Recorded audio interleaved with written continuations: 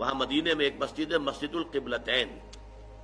حضور ایک خاص قبیلے میں گئے ہوئے تھے، ظہر کی نماز کا وقت وہاں آ گیا، وہاں کوئی دعوت طعام تھی، ظہر کا وقت آ گیا تو کھڑے ہو گئے نماز پڑھنے کے لیے، صحابہ پیچھے کھڑے ہیں. اسی دوران میں نماز کے دوران یہ آیات نازل ہوئی.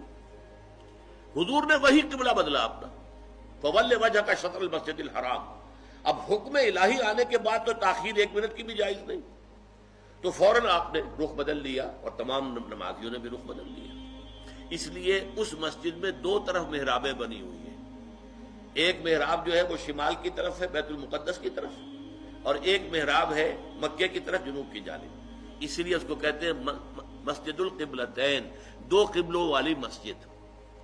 لیکن یہاں حکم یہ بھی ہے وَأَيْنَمَا تَكُونُوا فَوَجُّ، جہاں کہیں بھی تم ہو فَوَلُّوا وُجُوهَكُمْ شَطْرَهُ، اے مسلمانوں جہاں کہیں بھی ہو اپنا رخ مسجد حرام کی طرف کرو.